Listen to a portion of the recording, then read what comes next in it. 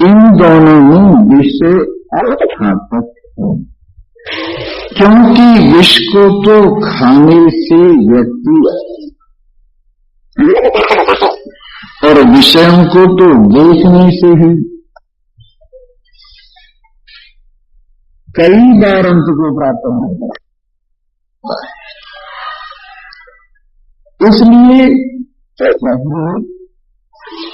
धीरे अपना मन विषयों से अलग करें। उन्होंने बताया कि शब्द, स्पर्श, रूप, रस, गंध, ये पांचों विषय कब विषय बनते हैं? जब इनका उपयोग किया जाए तब ये विषय बनते हैं। विषय मैंने बांधने वाले, और उनमें विशेषता होती है। हृदय के अंदर जब राग होता है और राग से संयुक्त होकर इन विषयों के साथ जब संबंध होता है तब ये विषय बांधने वाले होते हैं। अगर राग न हो तो शब्द आप सुनिए, आप पर कोई प्रभाव नहीं पड़ेगा। राग न हो तो आप कोई भी चीज छूइए, आप पर कोई प्रभाव नहीं पड़ेगा। राग न हो तो कुछ भी देखिए, आप पर कोई प्रभाव नहीं पड़ेगा।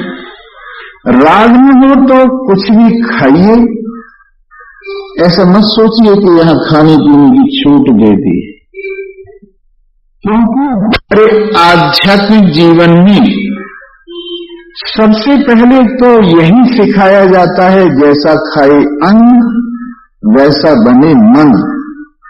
जैसा व्यक्ति अन्न खाता है वैसा मन बनता है। आहार शुद्धो सत्व शुद्धि, आहार के शुद्ध होने से अंतःकरण की शुद्धि होती है। तो आहार के अंदर तीन चीजें देखनी चाहिए। एक तो आहार ये देखनी चाहिए उसकी क्वालिटी क्या है, कैसा है वो आहार। दूसरे ये देखना चाहिए कि उसकी सोर्सेस कैसे हुई, किस तरह की कमाई का किस तरह से आहार आया है। और तीसरी चीज ये देखनी चाहिए कि आहार को खिलाने वाले बनाने वाले कैसे हैं। इन तीन चीजों से आहार की शुद्धि मानी जाती है। यदि आहार शुद्ध हो, जो आहार हिंसा से युक्त हो, वो अशुद्ध होता है। जिस आहार में बुद्धि को भ्रष्ट करने वाली बात हो, जैसे नशे वगैरह की बात है, वो आहार अशुद्ध होता है। जो आहार तंदुरुस्ती के लिए खराब हो, जैसे बासा खूसा है, तमोगुणी आहार है, वो आहार अशुद्ध होता है। इसलिए आहार ठीक ठीक होना चाहिए। और शुद्ध आहार में भी तीन बातें और देखनी चाहिए। युवावस्था हो, बालकपन हो तो पौष्टिक आहार लेवे। जब वृद्धा अवस्था हो तो हल्का आहार लेने का प्रयत्न करे, क्योंकि बालकपन में और जवानी में आदमी का हजमा ठीक रहता है और उस वक्त अधिक से अधिक दूध, अधिक से अधिक घी वगैरह वो पचा सकता है। फल वगैरह ज्यादा से ज्यादा खा के पचा सकता है। इसलिए उस वक्त ये आहार अधिक मात्रा में यदि लिया जाए तो कोई बुराई नहीं है। लेकिन जिस समय हाजमा कमजोर हो जाए और वृद्धावस्था की ओर व्यक्ति चलने लगे तो धीरे धीरे आहार हल्का हो जाना चाहिए और आहार के अंदर अधिक से अधिक फल, आहार के अंदर अधिक से अधिक सब्जियां, आहार के अंदर कम से कम अन्न, ऐसा आहार वृद्धावस्था की स्थिति में धीरे धीरे करना चाहिए। लेकिन कम से कम मैं आपको ये स्पष्ट जरूर बतलाऊंगा कि कम से कम एक पारमार्थिक व्यक्ति को मांस इत्यादि हिंसाजन्य आहार जो हिंसा से प्राप्त होता है वो कभी स्वीकार नहीं करना चाहिए। और शराब, भांग, तंबाकू और तरह तरह की जो नशा प्रदान करने वाले आहार हैं वो भी नहीं लेनी चाहिए। तो एक तो हो गई आहार की बात। दूसरी बात है व्यवहार की बात। क्योंकि व्यवहार का भी हमारे जीवन पर बहुत असर पड़ता है। जिसका व्यवहार अशुद्ध, उसका मन अशांत रहता है और उसका मन न कथा में लगेगा, न भजन में लगेगा, न और अच्छे कामों में लगेगा। इसलिए व्यवहार शुद्ध होना चाहिए। और कैसा व्यवहार होना चाहिए? व्यवहार की शुद्धि बस एक ही तराजू, एक ही इसका पैमाना है। जो व्यवहार तुम अपने साथ कराना चाहते हो वही व्यवहार दूसरे के साथ करो।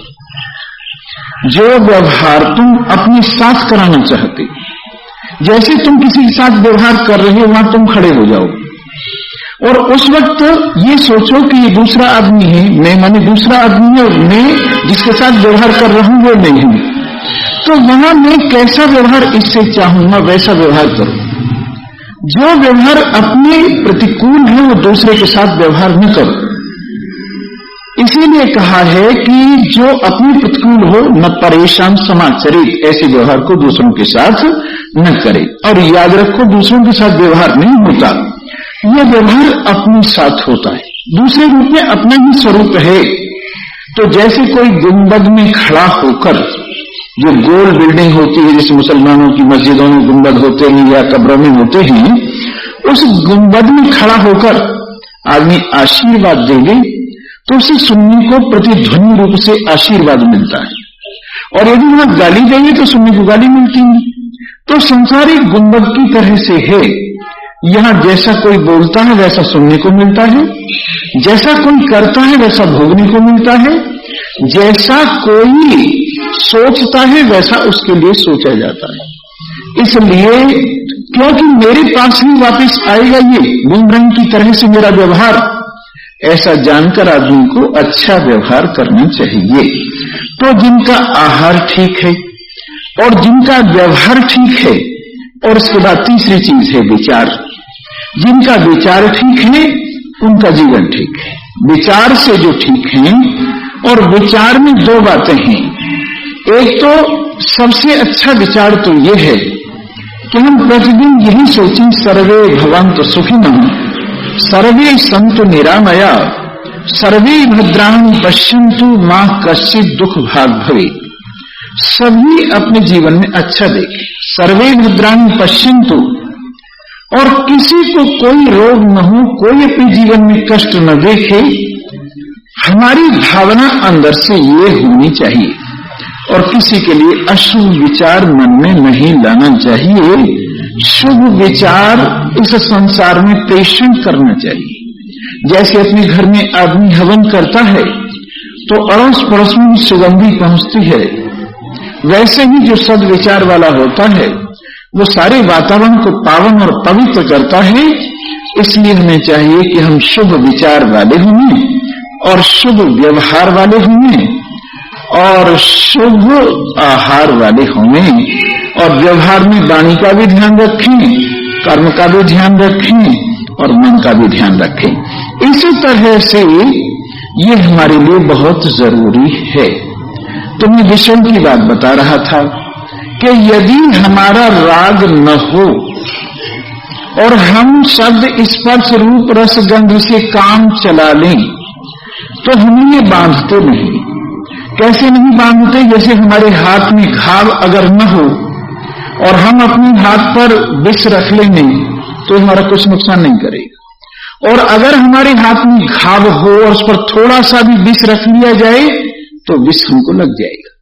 वैसे ही राग ही हमारे दिल में घाव है, और वही संसार के साथ व्यवहार करने पर उसके विष को हमारे अंदर उड़ेलता है। और अगर वैराग्य हो, राग न हो, तो संसार के साथ व्यवहार करने पर भी संसार का विष हमें नहीं चिपटता है। इसलिए बस एक जरा सी बात है कि बस संसार के व्यवहार करते वक्त अपनी नाक बचा के रखो। नाक से मतलब है अपने आप को राग से संयुक्त मत होने दो, डूबो मत पूरे के पूरे। अपनी बुद्धि की सुरक्षा करो, विचार की सुरक्षा करो, असंगता का ध्यान रखो, निर्विकारता का ध्यान रखो, आत्मता का ध्यान रखो, और फिर संसार का खूब अच्छी तरह से व्यवहार करो। कोई बात नहीं। बल्कि मैं तो उस आदमी को कमजोर समझता हूं जो संसार का मोर्चा छोड़ के भाग जाता है। भागने की जरूरत नहीं है।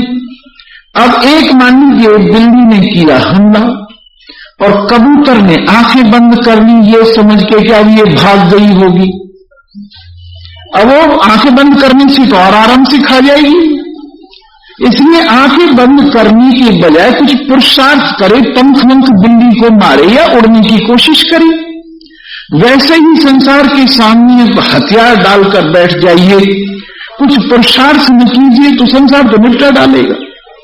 इसलिए कुछ हिम्मत कीजिए, कुछ सत्संग कीजिए, कुछ स्वाध्याय कीजिए, कुछ श्रवण मनन निधिध्यासन कीजिए और फिर देखिए संसार आपका बाल बांका नहीं कर सकेगा। संसार तो जड़ है, हमने इसको खड़ा किया हुआ है, संसार को हमने खड़ा किया है और हमारे ही द्वारा शक्ति पाकर हमारे पीछे पड़ गया है। ऐसे पीछे पड़ गया है संसार जैसे एक बहुत बड़ा विद्वान था, तो उसने क्या किया, जंगल में जाके एक शेर मरा हुआ देखा, उसकी हड्डी पसली सब इधर उधर पड़ी थी। उसने सोचा कि विद्या का उपयोग करना चाहिए। उसने सब हड्डियां जहां कहां ठीक ठीक जगह लगा दी। उसके बाद अपनी विद्या से मांस भी लगा दिया, चमड़ा भी लगा दिया, सब चीज जो शरीर में होनी चाहिए थी सब लगा दी। एक उसका साथी था, कहने लगा यहां तक तो ठीक है लेकिन इसमें जान मत डाल, अगर तूने इसमें जान डाली तो बड़ा खतरनाक जानवर है। कहने लगे यार यहां तक मैं पहुंच गया हूं, जरा सी चीज तो रह गई, जान और डाल लेने दे।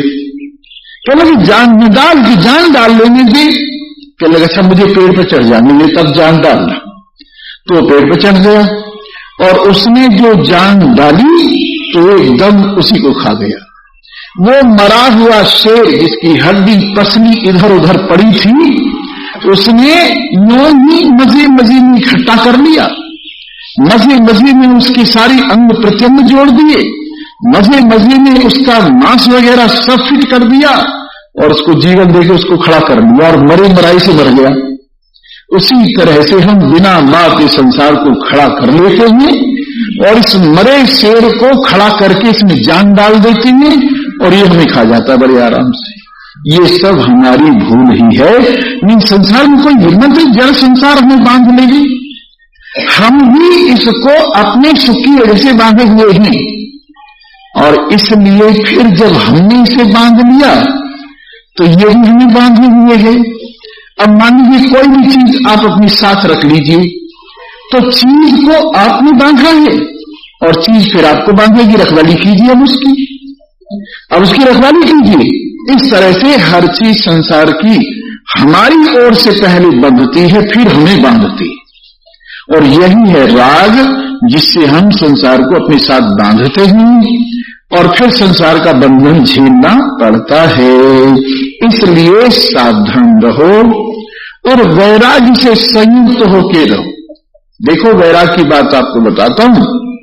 एक बहुत पढ़ा लिखा विद्वान आदमी था, वो भी नाव पर बैठ गया और नाव चलाने वाला भी नाव पर बैठ गया और तो यात्री थे नहीं, एक चलाने वाला और एक वो यात्री बड़ा पढ़ा लिखा विद्वान था जैसे मैंने अभी बताया। वो कहने लगा क्यों भाई नाविक तुम साहित्य जानते हो, लिटरेचर साहित्य जानते हो कि क्या होता है जी साहित्य? अरे मूर्ख तुम्हें यही पता नहीं साहित्य क्या होता है? अच्छा चलो छोड़ो, संगीत तो जानते हो? तो मेरे नाम सुना है जी, संगीत तो गाने बजाने का नाम है, वो हमारा तो काम है नहीं, हम तो जानते नहीं। और कला जानते हो कुछ कि वो नट वगैरह भी किया करते हैं? अरे तू तो महामूर्ख है, न तेरे को साहित्य आता, न संगीत आता, न कला आती, तू पशु है।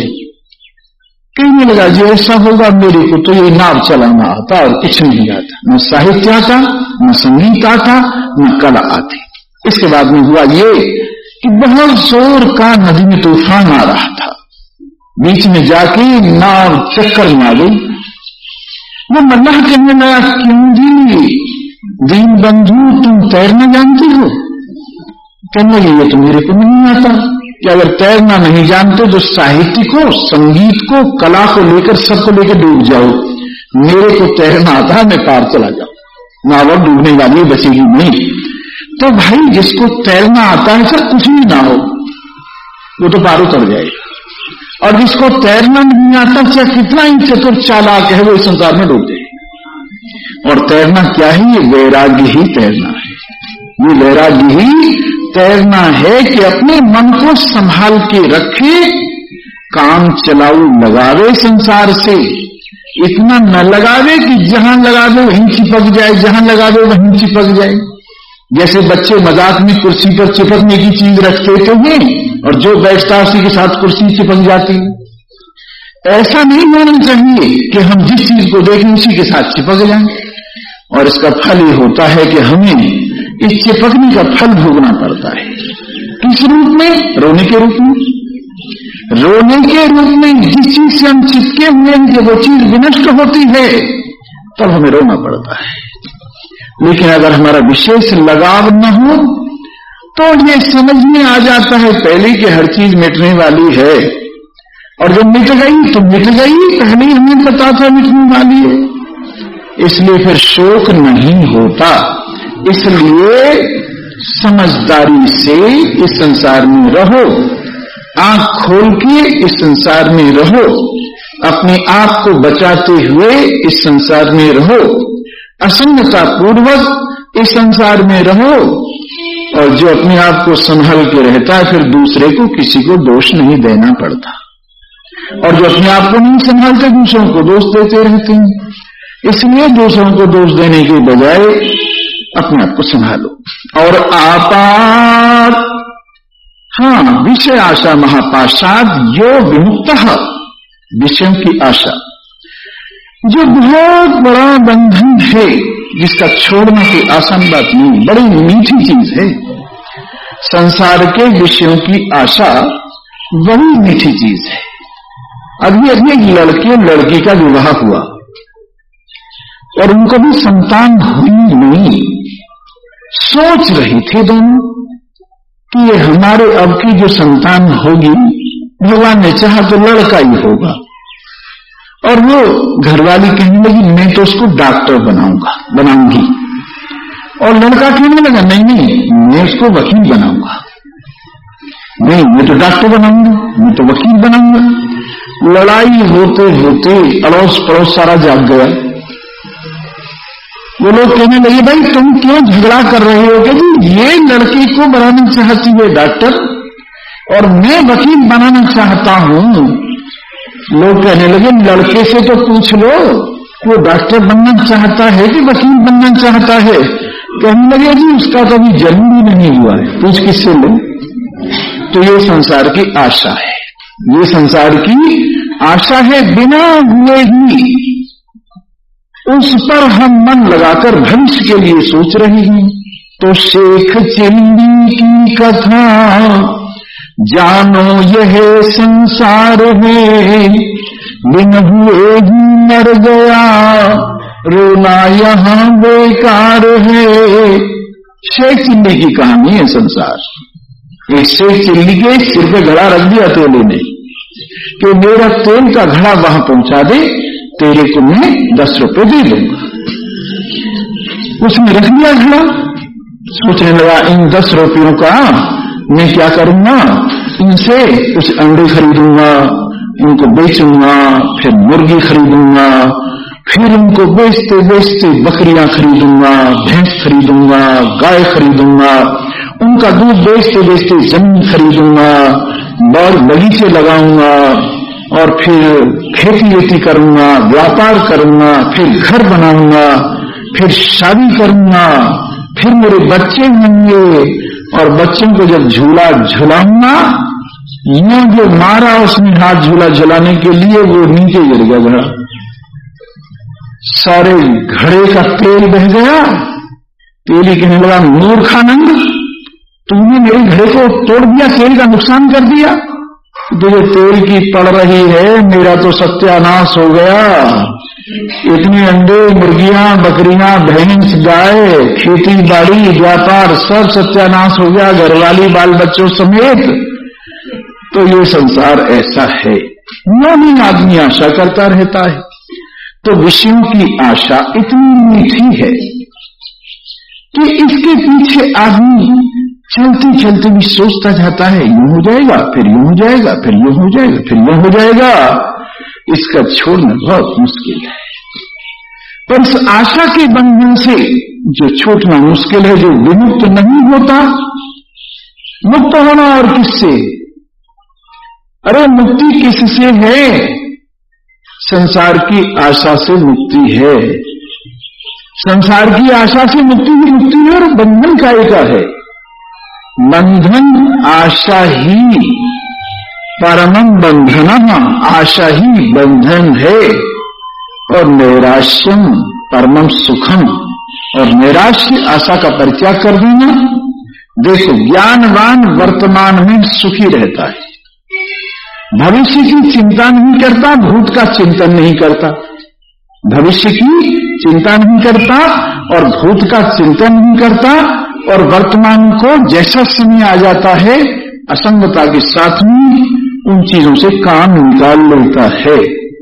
और नासमझ वर्तमान में जो रखा हुआ सामान है उसका उपयोग नहीं करता, भूत के चिंतन में और भविष्य की चिंता में परेशान रहता है। इसलिए तुम ऐसा न करो, भूत तो बीत गया, उसका क्या चिंतन कर रहे हो, और भविष्य सामने नहीं, उसकी क्या चिंता कर रही हो। जो वर्तमान में है वो तो ठीक ही है, मेरा ख्याल है तुम सब लोगों को वर्तमान में तो ठीक ही है। अब रोटी खा के आया दोपहर को, शाम को मिल ही जाएंगी, वो तो भविष्य की बात है। लेकिन अब तो काम चल गया है ना, अब तो वर्तमान में तो काम चल गया है, फिर चिंता करने की क्या बात? देखा जाएगा आगे देखा जाएगा। लेकिन वर्तमान में क्यों परेशान होते हो बिना बात? लेकिन जो व्यर्थ की आशा करता, चाहे 6 शास्त्रों का जानने वाला भी हो, वो भी मुक्ति प्राप्त नहीं कर सकता जो आशा से बंधा हुआ है। आपात वैराग्यवतो मुमुक्षु, मुक्ति के इच्छा वाले लोग, जिनमें झूठ मूठ वैराग्य केवल दिखाऊ वैराग्य है, जब वो भूसागर से पार जाना चाहते हैं तो उनको आशा का ग्रह बीच में ही गले से पकड़कर डुबा देता है और उनकी चाल को रोक देता है, आगे नहीं बढ़ने देता।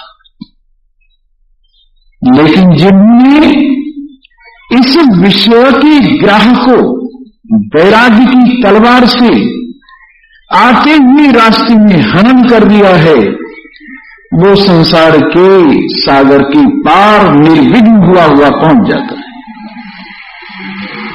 समुद्र के किनारे पर एक बाबा जी की कुटिया थी, महात्मा जी की, और वहां से राजकुमार सिंघलद्वीप जाया करते थे। सिंघलद्वीप की राजकुमारी थी बहुत सुंदर, उससे शादी करने की इच्छा से। लेकिन होता क्या था, उस समुद्र में डूब जाते थे और सिंघलद्वीप की राजकुमारी तक नहीं पहुंच पाते थे। कई राजकुमारों ने सोचा इस बाबा जी से पूछ लेते हैं, शायद कुछ सहायता कर देगा, यहां बैठा हुआ है। और महात्मा के पास गए और जाकर कहा, बाबा जी हमारी इच्छा सिंघलद्वीप की राजकुमारी से शादी करने की है, कि तो बहुत अच्छी बात है, आप कुछ सहायता कर सकते हैं हमारी? क्यों नहीं, इसीलिए तो बैठा हुआ हूं मैं। तो फिर सहायता कीजिए कि लो ये मेरे 2 खड़ाऊ हैं, एक ज्ञान है और एक वैराग्य है, इन दोनों खड़ाओं पर तुम आरूढ़ हो जाओ और पानी पर चल दो। पानी में तुम डूबोगे नहीं, लेकिन एक शर्त है, अगर पीछे की ओर देखोगे तो डूब जाओगे। अगर ज्ञान और वैराग्य के खड़ाओं पर चलते चलते तुम पीछे की ओर नहीं देखोगे, आगे बढ़ते जाओगे बढ़ते जाओगे बढ़ते जाओगे, तो अपनी मंजिल पर जरूर पहुंच जाओगे। लेकिन आदमी जब उन खड़ाओं पर चलता तो ये ख्याल आता है, कैसे खड़ाऊ है, इनको पहन के डूबता नहीं मैं, क्या बदला है, देखो जरा पीछे को देखता तो डूब जाता। और वो सिंघलद्वीप की राजकुमारी तक न पहुंचता।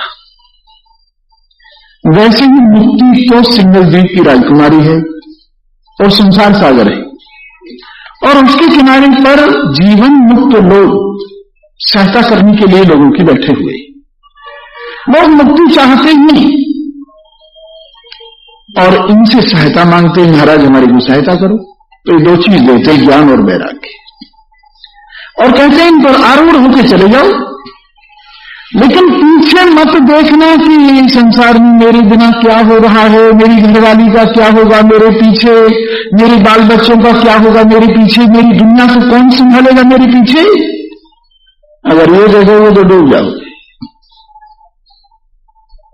चलते चलो सीधे तो पहुंच जाओगे। और जब पीछे को देखने लगता है, ये खरगोश जो होता है ना, शशा, रैबिट, बहुत दौड़ता है, लेकिन कुत्ता उसका जब पीछा करते ही उसमें एक ही दोष है कि पीछे फिर के देखने लगता कुत्ते कितनी दूर रह गई, और अपने दिल तक नहीं पहुंचता, कुत्ते उसको बीच में ही मार देते। वैसे ही दिन तो हुआ अपना स्वरूप और साधक हुआ खरगोश शशा, और पीछे दौड़ने वाले हुए काम क्रोध लोग।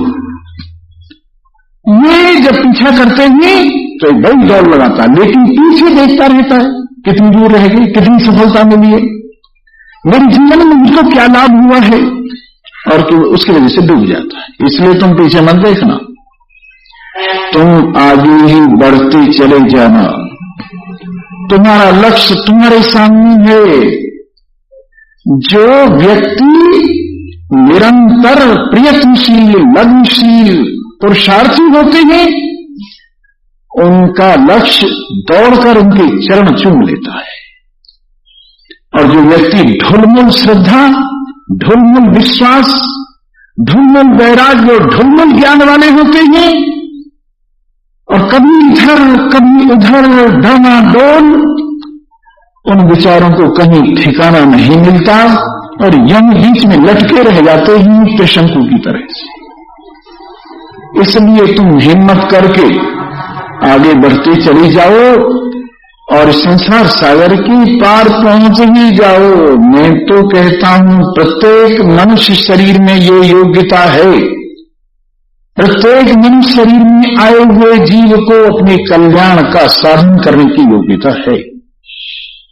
कोई भी बिरादरी में पैदा हुआ हो, कोई भी, चाहे स्त्री हो चाहे पुरुष हो, जो भी मनुष्य शरीर में प्रयत्न करेगा वो अवश्य में यही इसी शरीर में अपने आप में विराजमान होकर संसार के बंधन से मुक्ति महसूस करेगा, और अनुभव करेगा कि सचमुच में बंधन रहित नकद नारायण हूं, न मुझ में जन्म है, न मुझ में मरण है, न मुझ में जागृत स्वप्न सुषुप्ति है, न मुझ में बालकपन जवानी बुढ़ापा है, न मुझ में ऊंचाई नीचाई है, न मुझ में देश काल वस्तु कुछ है, और मैं ही मैं हूं, यहां पर गैर का कोई काम नहीं, जात मुतलक में मेरे रूप नहीं, नाम नहीं। प्रत्येक ये अनुभव करेगा।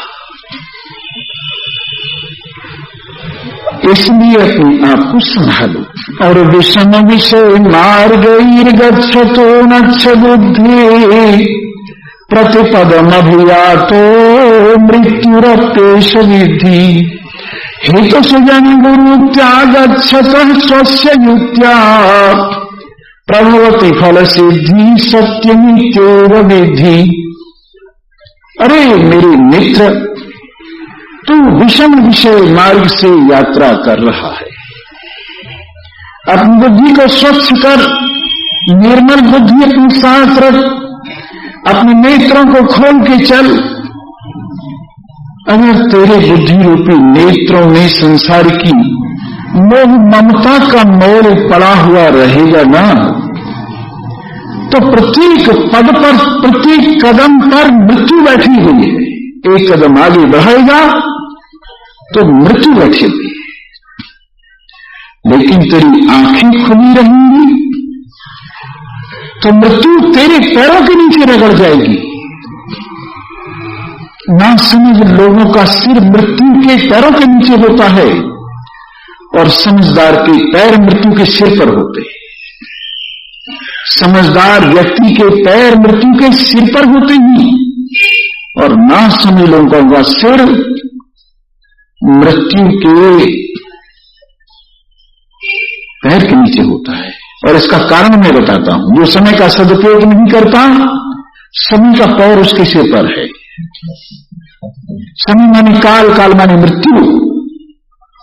जो समय का सदुपयोग नहीं करता, समय का पैर उसके ऊपर है, और जो समय का सदुपयोग करता है, समय के सिर पर उसका पैर है। इसलिए अगर समय का तुम सदुपयोग करोगे, आज शरीर स्वस्थ है, हाथ पैर ठीक है, बुद्धि ठीक है, शक्ति है, सामर्थ्य है शरीर में, तो आज कुछ बन सकता है। लेकिन जब कान सुनना बंद कर देंगे, आंखों से दिखना बंद हो जाएगा, पैर चलने में असमर्थ हो जाएंगे, तो तुम न स्वार्थ सिद्ध कर सकोगे न परमार्थ सिद्ध कर सकोगे। इसलिए कम से कम परमार्थ के लिए आज ही से जाग जाओ। ये मत सोचो कि हम बालक हैं, देखेंगे बुढ़ापे में, हम जवान हैं, अभी संसार के सुख भोग में हमारा समय नहीं है।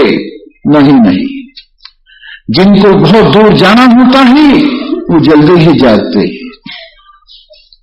अरे संसार में कमी नहीं आएगी, तुम्हारे संसार के संभालने की जो तुम्हें चिंता है, अपने आप संभालता रहेगा संसार। तुम चिंता न करो, घंटे 2 घंटे इसमें से निकाल के समय परमार्थ की ओर लगाओ तो संसार का कुछ नहीं बिगड़ेगा। आपको मालूम है जनाबाई बेचारी बहुत गरीब थी, लोगों के बर्तन मांगकर गुजारा करती थी, कपड़े धोकर गुजारा करती थी। उन जमानों में आटे की चक्की नहीं थी, अनाज पीस कर धड़ा लेती थी, उससे गुजारा करती थी। प्रातः काल में उठकर चक्की चलाते चलाते भगवान की गुण गाती रहती थी, और जब भगवान के गुण गाती तो भूल जाती चक्की में दाना डालना और चक्की चलाती रहती। भगवान सोचते चक्की चला रही है पर दाना नहीं डाला, आटा किस चीज का बनेगा, तो दाना डालना शुरू करते। उसको फिर ध्यान आता कि अरे दाना मैंने नहीं डाला, चक्की चलाई जा रही हूं। दाना डालना शुरू करती, चक्की चलाना भूल जाती और भगवान के प्रेम में मस्त हो जाती। तो भगवान देखते चक्की नहीं चलती है, दानी पिसेंगे कैसी, तो चक्की चलाना शुरू कर देते। तो संसार के काम की चिंता करते। संसार के काम के लिए उन्होंने कहा है, तू मेरे प्रेम में यदि थोड़ा बहुत मस्त हो भी गया और तेरे काम में थोड़ी बहुत कमी रह भी गई, तो उसकी पूर्ति का जिम्मा मेरे हिस्से में। तेरा योग क्षेम में अपने सिर पे उठाता हूं, तेरे लिए जो कुछ कमी रहेगी उसकी पूर्ति करूंगा, तेरे पास जो कुछ है उसकी रखवाली करूंगा। इतना वायदा करने के बाद भी हम ये सोचते हैं कि हमारा क्या होगा, भजन करने में लग गए तो, और भजन करते करते अगर मस्ती आ गई तो हमें कौन संभालेगा, हमारी दुनिया को कौन संभालेगा। लेकिन विश्वास की कमी में हम लोग सारी जिंदगी दुविधा में रहते हैं। ईसा मसीह ने बाइबल में कहा है, देखो कल को ये घास जंगल से काट ली जाएगी, लेकिन इसको भी 3-3 कपड़े पहनाएगी। इन पेड़ों को देखो, फूलों के आभूषणों से सुसज्जित किया है। देखो इन पक्षियों के लिए कल के लिए जमा नहीं कर रही हैं। इन सब का जो ख्याल रखता है, तू तो उसकी आखिरी कारीगरी है, तेरा ख्याल नहीं करेगा। भगवान ने सब शरीरों को बनाने के बाद मनुष्य शरीर को बनाया और इसमें संतुष्ट हुआ और प्रसन्न हुआ। उसको ये ख्याल हुआ कि ओहो ये शरीर सबसे बढ़िया शरीर है, इसमें मेरा दर्शन हो सकता है। ये दर्पण ऐसा है जिसमें मैं ठीक तरह से अपने आप को देख सकता हूं। ऐसा शरीर इसको भूखा रखेगा, इसको नंगा रखेगा। लेकिन विश्वास की कमी के कारण हम जो करना चाहिए वो नहीं करते ही और सारी जिंदगी इसी तरह से बिता देते हैं, यहां घूम वहां घूम, और इस तरह से हमारा जीवन यूं चला जाता है जैसे बुढ़े की तरह से, टाइम से बाद में आएगा, हाथ जोड़ता फिरेगा, न सुनेगा न सुनने देगा, बुढ़ापे में तो ऐसे जीवन बीतता है। ये शुरू होना चाहिए था अगर जवानी से, तो पता लगता कि हाँ सत्संग क्या होता है, समझे ना, सत्संग क्या होता है। लोग तो सत्संग माने पुण्य, उनको ही लगता है जब तक पुण्य न मिले। मैं देखता हूं कल थोड़े आदमी थे, आज क्यों ज्यादा हो गए, वो पुण्य की दुकान बंद हो गई, और पुण्य की दुकान बंद होने से अब यथार्थ की दुकान पे लोग आ गए। ये यथार्थ की दुकान और पुण्य की दुकान दो तरह की दुकानें हैं। पुण्य की दुकान कौन सी, इसको जो सुनता है उसके करोड़ों वो जो अश्वमेध यज्ञ होते हैं उनका फल होता है। ऐसा करेगा तो वैसा हो जाएगा, वैसा करेगा तो वैसा हो जाएगा। अरे कुछ भी मिल जाए, संसार किसी भी रूप में मिले दुख रूप ही है। चाहे स्वर्ग के रूप में संसार मिले तो भी दुख रूप है, चाहे संसार के वैभव के रूप में संसार मिले तो भी दुख रूप ही है। संसार किसी भी रूप में मिले ये रुलाकर ही जाएगा। एक चीज ऐसी है जो मिली हुई है, अगर उसको पहचान लिया जाए तो फिर रोना नहीं पड़ता। इसलिए इस यथार्थता को समझो। मैं समझता हूं इसके लिए हर एक कोई आदमी पात्र नहीं है। एक बात कही है कि मोहब्बत के लिए कुछ खास दिल मखसूस होते हैं, मोहब्बत के लिए कुछ खास दिल मखसूस होते हैं। ये वो नगमा है जो हर साज पे गाया नहीं जाता। प्रीति इसमें कोई इच्छा नहीं है। प्रीति परमात्मा प्रीति जिसे लोग कहते हैं, लोगों ने व्यापार समझ रखा है। लड़का बीमार था जी, इसलिए हमने ये काम कराया। लड़की की शादी नहीं हो रही थी जी, इसलिए हमने पाठ रखवाया। हमारा ये काम अधूरा पड़ा था। संसार के कामों के लिए भगवान को भी हम चढ़ा देते हैं, शर्त पर कि हमारा ये काम करा दो, हम तुम्हारे लिए प्रसाद बांटेंगे, हम तुम्हारे लिए ये करेंगे। लेकिन ये प्रीति है, जहां प्रीति है ना जिससे, उससे कोई मांग नहीं है, और मांग होते ही प्रीति खत्म हो जाती है। इच्छा बीच में आते ही प्रीति निवृत्त हो जाती है। जिनकी भगवान से प्रीति है वो तो हर वक्त उसी की राजी में खुश रहते हैं और कहते हैं तेरे कांटों से भी प्यार, तेरे फूलों से भी प्यार, जो कुछ दे दे तू करतार, हमको वो ही है स्वीकार। इसलिए सच्ची लगन, सच्चा प्रेम कुछ मांग किसी से नहीं रखता है। इसलिए समझदार आदमी को जब इस रास्ते में चलता है तो अपने साथ दो बातें रखनी चाहिए। एक तो निष्प्रहे कल्याणकारी आत्मवेत्ता महान पुरुषों की उक्ति साथ रखनी चाहिए। जो उन्होंने बातें बताई हैं वो अपने साथ रखनी चाहिए, और एक अपनी युक्ति साथ रखनी चाहिए। महान पुरुषों की उक्ति, उनका कहना, और अपनी युक्ति माने अपना अनुभव। जो इन दोनों को अपने साथ रखता है उसको फल सिद्धि अवश्य में होती है। इसको सत्य समझो। मोक्षस्य कांक्षा यदि वही तवास्ति, त्यजाति दूराद् विषयान् विषं यथा पीयूषवत्तोष दया क्षमार्जव प्रशांति दान्ते भजनीत्यनादरात्। अगर सचमुच तो मोक्ष चाहता है ना, तो एक काम कर, विषयों को दूर से ही छोड़ दे, और ऐसे छोड़ दे जैसे पता लग जाए कि इस चीज में विष है तो उसको हाथ में नहीं लगाता। खाने से पहले पता लग जाए ये मिठाई खा रहा है, जो तू खाना खा रहा है इसमें विष मिला हुआ, हरगिज नहीं खाएगा।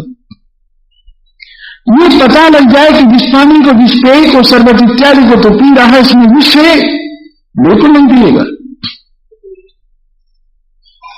लेकिन विषयों के बारे में सुनता भी जाता है और पीता भी जाता है। कैसे? जैसे मिर्च खाने की आदत होती है, सीसी भी करता जाता और खाता भी जाता।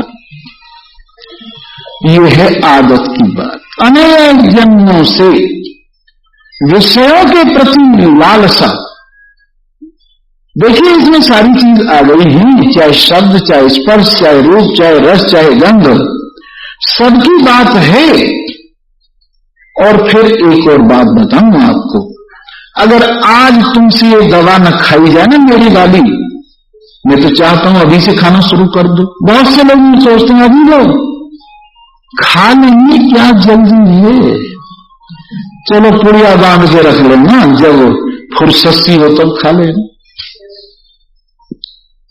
पर कहीं भूल मत जाना रख के, कभी कभी ऐसा होता है अभी खा लो, चलो अच्छी बात है, अभी खा लो तो बहुत बढ़िया है। ऐसा हुआ, गोरक्षनाथ एक महात्मा हुए, उनके जन्म की कथा ऐसी विचित्र है कि एक माई को संतान नहीं होती थी, और मत्स्येंद्रनाथ उनके यहां भिक्षा लेने आ गए। वो रो धो के उनके पीछे पड़ गई, महाराज मेरी संतान नहीं होती, मेरे पर कृपा कीजिए, मेरे पर कृपा कीजिए। तो उन्होंने कृपा करके थोड़ी सी विभूति दे दी, इसको तुम खा लेना, संतान हो जाएगी। अब हुआ ये, उसने पड़ोसन से जिक्र कर दिया। पड़ोसन कहने लगी, मूर्खा, कहीं विभूति से संतान होती है, और उसने उसको गोबर के ढेर पर डाल दिया। 12 साल बाद उधर से मत्स्येंद्रनाथ आई, सोचा तो लड़का 12 साल का हो गया, चलो आशीर्वाद दे आते हैं। गए, नारायण हरि आदेश किया, तो माई रोने लगी, महाराज महाराज क्यों, क्या हुआ, माई तुम्हारी संतान नहीं हुई? कहने लगी, आपकी दी हुई विभूति मैंने नहीं खाई, तो कहां फेंक दी? कहने लगी, उस गोबर के ढेर पर फेंक दी। उन्होंने वहीं से आवाज लगाई, बच्चा बाहर आओ। तो गोरक्षनाथ वहीं से बाहर निकलते हुए सिर झुकाकर कहने लगे, आदेश क्या, आदेश क्या, हमारे साथ चलो। माई कहने लगी, महाराज मेरी को दे दो, तेरे भागी में होता है, तू पहले ही बहुत खा लेते, तेरे भागी में आई नहीं। वही गोरक्षनाथ जी हुए। कहने का तात्पर्य यह है कि तुम कहीं इसको यूं ही समझ के फेंक दो कि तो महात्माओं की बात ही किस काम की है हमारे, चलो गोबर के ढेर पे फेंक दो। तो ये गोबर के ढेर पर फेंका हुआ भी बेकार जाने वाला नहीं, फिर तुम पछताओगे। जब बुढ़ापा आएगा तब ये ख्याल करोगे, हाँ भाई महात्मा आता था, वो बात सच्ची कहता था, लेकिन हमने मानी नहीं। और आगे ऐसा समय आने वाला है, आपको बताऊं कि सुनने के लिए भी मिलना मुश्किल हो जाए। ऐसा आगे समय आने वाला है, संसार का हाल ऐसा विचित्र होने वाला है। जब कलयुग बढ़ता जाता है, क्योंकि कुसंग बढ़ता जाता है, सत्संग घटता जाता है। इसलिए आगे कौन जाने की ये चीज मिलेंगी कि नहीं मिलेंगी। आज सारा सामान इकट्ठा हुआ है कल्याण का, इसलिए इस मामले में आलस्य न करो। और तुम ये दवा कहना माई का तुम खा ही लो, समझे ना? अगर तुम्हें इस दवा का आनंद आ गया ना तो फिर पूछिए मत। अगर तुम्हारी मोक्ष की इच्छा है, संसार के बंधनों से छूटना चाहती हो, जन्म मरण से छुट्टी चाहती हो, तो इन विषयों को विष की तरह से दूर से ही परित्याग करने का अभ्यास करो। और पीयूष वत्तोष दयाक्षमार्जव प्रशांति दांति भज नित्य नागरात। और अमृत की तरह से संतोष को, दया को, क्षमा को, सरलता को, शांति को और इंद्रियों के संयम को आदर पूर्वक इन चीजों को भजो, इन चीजों को अमृत की तरह से पियो। कौन कौन सी चीज को? संतोष को, दया को, क्षमा को, सरलता को, शांति को, इंद्रियों के दमन को आदर के साथ उनका उपयोग करो। देखिए जीवन के अंदर तुम्हें कल्याण की प्राप्ति होगी। और जो देहासक्ति देह में ममता करोगे तो सुन क्या मिलेगा? अनुक्षणम यत परहीत्य कृत्य मनाद्य विद्याकृत बंधु मोक्षणम देह परार्थो मनुष्य पोषणी यह सज्जते सास्वमनीन हंति।